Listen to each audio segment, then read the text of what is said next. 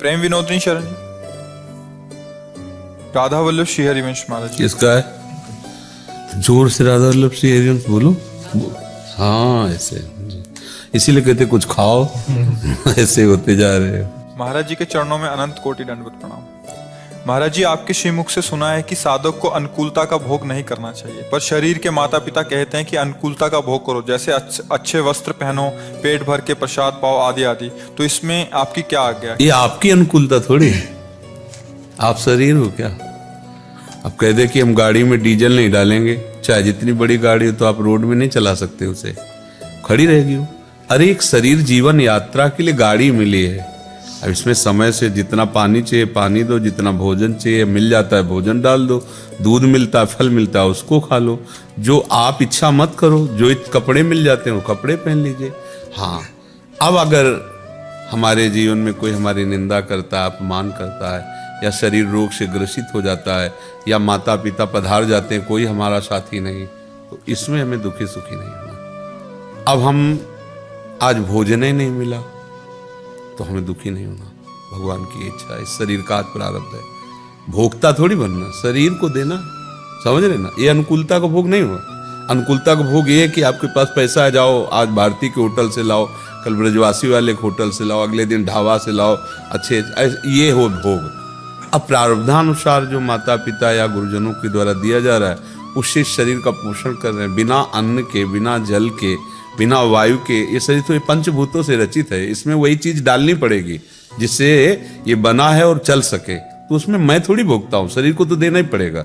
Diesel बिना डाले, petrol बिना डाले गाड़ी चल जाएगी क्या? नहीं चलेगी ना। तो ये गाड़ी है, कोई मैं थोड़ी है। और उसमें अच्छे से अच्छा डीजल पेट्रोल डालो, आप अपनी यात्रा करो। ऐसे है, प्रारब्धानुसार जो भोजन मिल जाए, खान पान व्यवस्था मिल जाए, वो बस इसके बाद खूब नाम जप करो, भजन करो। ये कोई भोग थोड़ी हुआ। भोग ऐसे होता है कि आज हमें ये चाहिए, वहां से लाओ, ऐसा खान पान, वो अलग चीज है। प्रारब्धानुसार जथा लाभ संतोष सदा काहू सो कछु न चाहूंगो। अनचाहे ढंग से प्रभु का प्रसाद जो मिल जाता है पा लेते हैं, शरीर का पोषण करने के लिए। वो मैं भोगता नहीं हूं, मेरा शरीर स्वरूप थोड़ी है। ये भाव रख करके चला जाता है। ठीक है? हाँ, देखो हमने भी कहा खाओ पियो, और तुम शरीर सुखा दोगे तो करना से। एक और प्रश्न आ गया महाराज जी, आपके श्रीमुख से सुना है कि ध्रुवदास जी, नाहरमल जी, सेवक जी, इन्होंने अन्न जल का त्याग किया था, और भोरी सखी ने भी आहार को सीमित कर दिया था। कभी कभी मन में आता है कि 2-3 दिन के लिए भोजन छोड़ दूं जब तक श्री जी ने। नहीं नहीं, ऐसे नहीं। आप प्रयास कीजिए निरंतर चिंतन का। भोजन छोड़ना और भोजन छूट जाना, इसमें अंतर है बच्चा। अब वो इतने लगन लगी है कि कुछ अच्छा ही नहीं लग रहा, स्मृति नहीं, तो उनके अंदर ऐसी आध्यात्मिक शक्ति कोई। श्री बालक ओम प्रकाश जी 60-70 दिन तक कुछ नहीं खाए पिए थे। 60-70 दिन तक। रंतदेव जी 64 दिन तक कुछ नहीं खाए पिए थे। तो हम लोग मतलब समझना पड़ेगा, वो स्थिति ऐसी आ गई कि उनको अध्यात्म पोषण उनका हो रहा है, लेकिन उनकी चाह नहीं है। और आज अभी सोचोगे ऐसा तो नहीं, आप सोचो निरंतर नाम जप करने के लिए। एक सीढ़ी बाई सीढ़ी चढ़ोगे तो वो भी स्थिति आ जाएगी। वो स्थिति इसी भक्ति में है, कोई अलग थोड़ी है, ऐसी स्थिति आ जाएगी। उसके लिए क्या करें? निरंतर नाम जप करें। पहले आज्ञा पालन करना सीखो, अच्छे से खाओ, आधा घंटा दंड बैठक प्राणायाम व्यायाम करो, उससे ब्रह्मचर्य पुष्ट रहेगा।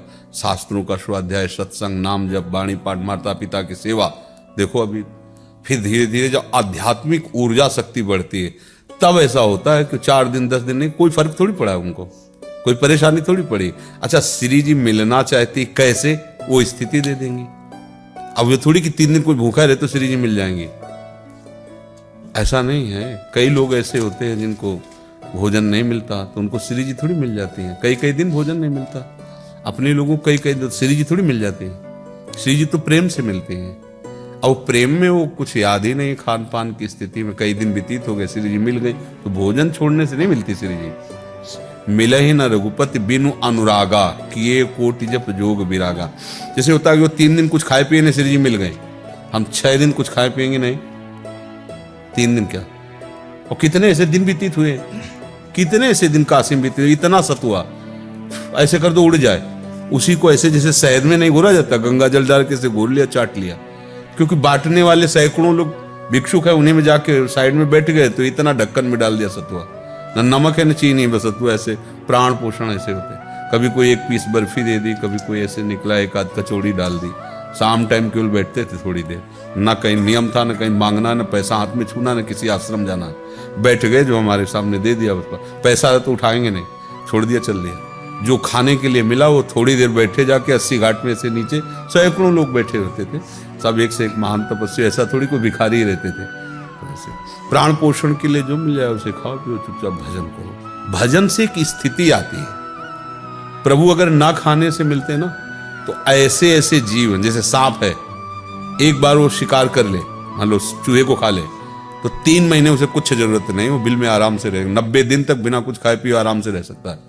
तो 90 दिन उसे भगवत साक्षात्कार हो जाना चाहिए, नहीं हो जाना चाहिए। 3 दिन में हुआ तो 90 दिन में तो हो ही जाना चाहिए। ये सब बेकार की बात है। प्रभु मिलते हैं केवल प्रेम से।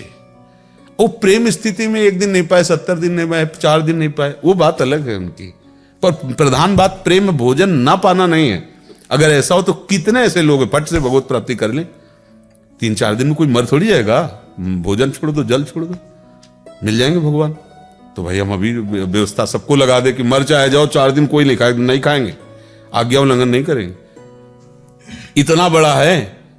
इन्होंने कहा चॉकलेट ले लो, उनका तुम्हें पता नहीं, महाराज जी ने 1 वर्ष के लिए बाजार की हर वस्तु मना की। इतना बड़ा है वो छोटा संत भगवान। छोटे छोटे बच्चे आज्ञा पालन। अगर हमको ऐसा पता हो ना कि 3 दिन में तुम भोजन और पानी, तो हम सबको छुड़वा दें, बैठ जाए हम भी, सबको श्री जी मिलेंगे। ऐसे नहीं, श्री जी मिलती है अनुराग से।